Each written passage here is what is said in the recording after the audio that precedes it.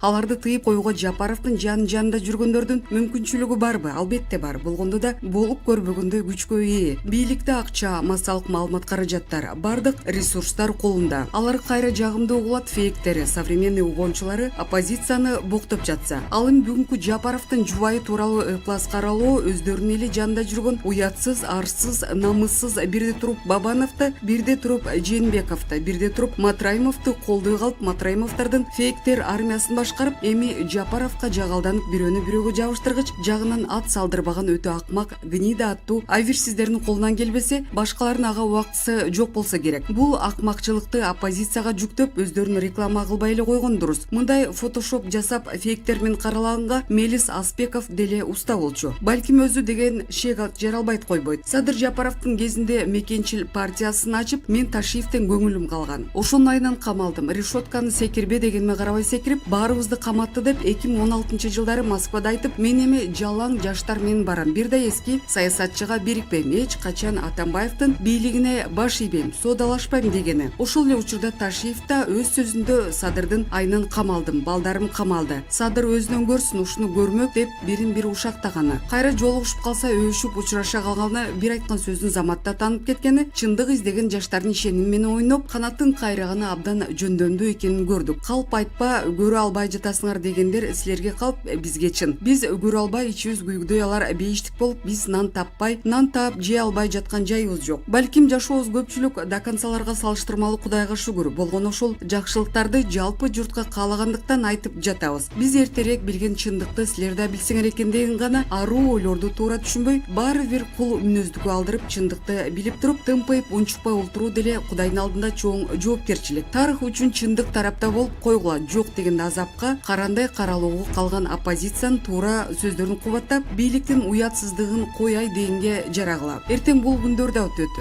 Бирок биз жаныңардан басып өтөрдө жиркеңгидей болбогула. Мен бир байманапты колдоп, элиткадан квартира алып жаткан жайым жок. Мен бир бийлиги бар кызматына чиренген чиновникти колдоп жаткан жайым жок. Мен таза жолду таза күрөшүп, билген чындыкты тайманбай кезинде айтып жаткандыгыма өкүнбөймүн. Ооба, чындыкты айтуу мен үчүн өтө оор. Көпчүлүк бир адамга, бир партияга фанат деген кыска ойго барса, анда мен доконцалар сыяктуу Жапаровго фанат болуп кала бермекмин. Арканды узун таштайлы, тазалыкты, мыйзамды жана тартипти сактоо бул өтө чоң сабырдуулукту талап кылган жоопкерчилик. Кудайым буйруса барына тарых тараза. Ал эми Жапаровдун бир гана жаштар менен иштейм деген эмес, анын чындык жолунан кайтып, аз калганда оңой жол менен бийликке жетиш үчүн уурулар. Өзү айтмакчы, 30 жылдан бери тамырлап кеткен каракчылар менен соодалашып бийликке барганы кыска жол болуп калды. Балким аларды алдап, убактылуу сен жакшысың деп, кийин баарын камап, жок кылып адилеттүүлүктү орнотом деген ою бардыр. Бирок айланасы аны эске албай булганып, баткакка малынып алды. Жапаровдун ал баткактан чыга алышына көзүм жетпейт. Анткени кече эле кийими жок карыздан карыз уланып, сотко келген мекенчилдерге кыйналдым деп ыйламсыраган үй бүлөсү кайдан элитный квартираларды алып, эң кымбат кийимдерди кийип калды. Мына ошолор менин уурларга байланды. Ал сөздөрдү мен эмес, Мыктыбек Арстанбек да айтты. Кыргызстанда керек болсо депутаттын айлыгына 1 жылда квартира алууга болбойт. Кудай чүт-чүт адалыраак уурлардыкын алып койсо боло берет деген эмес. Бул дүйнөдө азапка калсаң да, тозокко калсаң да, президент кылдай кыйшайбай түз жүрүп, элге үлгү болушу керек. Анткени ал бүтүндөй журтка келечекке үлгү адам. Боло берет деген түшүнүктүн айынан фейктер көбөйүп, эч бир маданият, баалуулук деген талаптарды эске алгандар калбай калды. Жогоруда айткандай, Айгүл Жапарованын фейктер армиясыбы же фанаттарыбы айтор биздин партияны, айрыкча мен сыяктуу жаштарды, биздин лидер Адахан Кимсанбаевди арсыз каралатканды токтотуп, татыктуу күрөшсө жакшы болмок. Оппозициянын оозу мамлекетке олуттуу реформалар болуп, экономика, билим, маданият жогорулаганда жабылат. Оппозициянын оозу ар бир айткан убадасынан кайтпай аткарганга жабылат. Каралап, уят жолго түшүп, кепкачан, сакалчан бакырчаактарды жалдап алып, былжырата бербей аракет кыла бергиле. Оппозиция болгондор оппозиция экенине уялып кетсин. Деңгээл жетпесе, тажрыйба жетпесе, ошол деңгээл. Тажрыйба барларды чакырып уялбай кеңеш сурасын. Айтор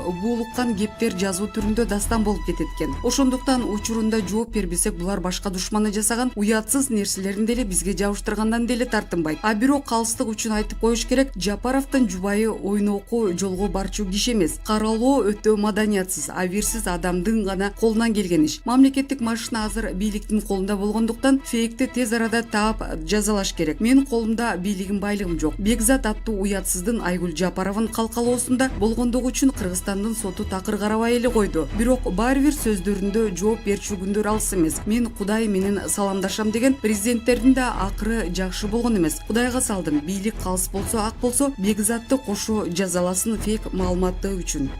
Эл чындыкты билсин. Centera Gold Inc. аферал компания экени ачыкталууда. Укмтөр боюнча мамлекеттик комиссия 2021 жылдын 11 майында ишинин алгачкы жыйынтыгын теледен түз чагылдырып кезектеги отурумун өткөзүштү. Чын-чынына келгенде Акылбек Жапаров баш, Динара Кутманова төш болгон мамлекеттик комиссия өз ишин мыкты аткарып, 25 жылдан бери кыргыз элинин рызкысын жеп жүргөн Канаданын Centera Gold Inc. компаниясынын коррупциялык былык иштерин ташка тамга баскандай далилдүү фактылар менен айтып алып чыккандары кыргыз элин кубантып отурат. Бул жерде биринчи кезекте мамлекеттик комиссия башчысы Акылбек Жапаров, төрайымы Динара Кутманова жана комиссия мүчөлөрүнүн эмгегин баалай билишибиз абзел. Себеби экология боюнча 3 миллиард 86 миллион долларга жана төлөмдөр боюнча 1 миллиард 166 миллион долларга кыргыз мамлекетине зыян келтиргендери аныкталды. 2012 жылы дагы жогорку кеңештин тапшырмасы менен депутаттык комиссия түзүлүп, аны азыркы президенти Садыр Жапаров жетектеп барган. Ушул жерден окурмандарга баса белгилеп кетчү жагдай, мамлекеттин бир тыйын коротпой демөөрчүлөрдүн эсебинен 50 миң доллар коротуп, дыккат тыкыр текшеришип, отчетунда мамлекеттин жана элдин кызыкчылыгы унутта калып, корголбой калган жана Centera Gold Inc. компаниясын коррупциялык кылмыш иштери ат көтөрүүсү экенин айтып чыгышкан. Centera Gold Inc. компаниясынын ишмердиги бир жаңсыл чечүүгө аракет кылышса, ал кезде президент Алмазбек Атамбаев жана Асылбек Жээнбеков башында тургандай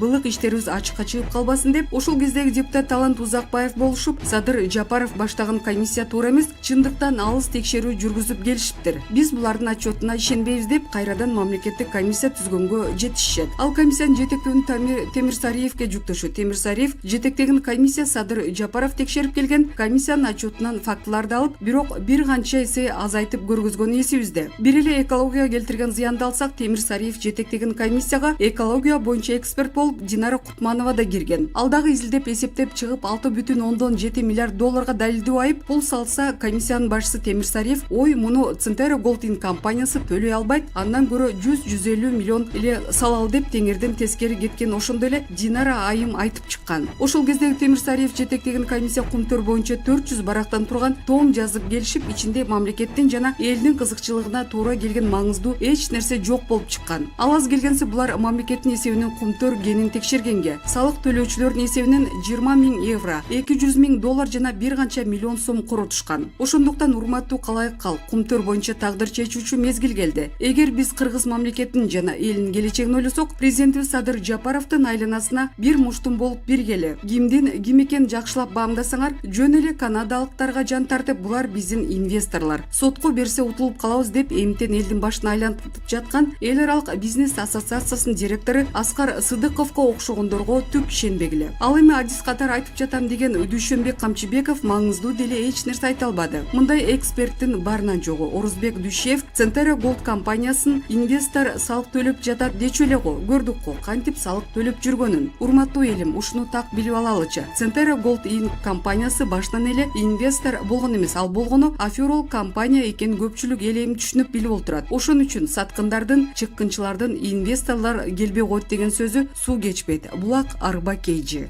Баткендиктерге кайдыгер караган Нурлан Шариповдун чала мыйзамы. Жогорку кеңеште Баткен облусуна өзгөчө макам берүү боюнча мыйзам долбоору эптеп чүргөлгөн депутат Мыктыбек Абдылдаев баш мыйзамдын авторлорунун бири Нурлан Шариповго түшүнүктүү кылып эле айтты. Бирок ал түшүнгөн жок. Мыйзамды ким даярдаганын, качан даярдаганын, эмненин негизинде даярдалганын да билбейм деп тултуйуп эки алган окуучудай болуп трибунада турду. Бизди таң калтырганы ушул мыйзам долбоорун иштеп чыккандардын Баткен облусуна элине кайдыгерлиги болууда. Баскынчылардын айынан азып тозуп турган элдин көйгөйүн түшүнбөй, жылуу кабинетте отуруп алып, ар кайсы жерден көчүрүлгөн мыйзам долбоорунда маселе. Болбосо өзгөчө кырдаалда жашап жаткан облустун макамы, анын экономикасын, өндүрүшүн, айыл чарбасын өнүктүрүү боюнча концептуалдуу стратегиялык мыйзам иштеп чыккан ордуна губернатор аппараттык жыйын өткөрөт деп жазып барыштын мурда аткарылбай калган иш-чараларды уурдап киргизе коюштун зарылдыгы барбы? Мынтип отурса, Нурлан Шариповго окшогондор элдин шоруна кала турган мыйзамдары менен Кыргызстанды анга түртүп түшүргөнү калды окшойт. Булак Назар Ньюс.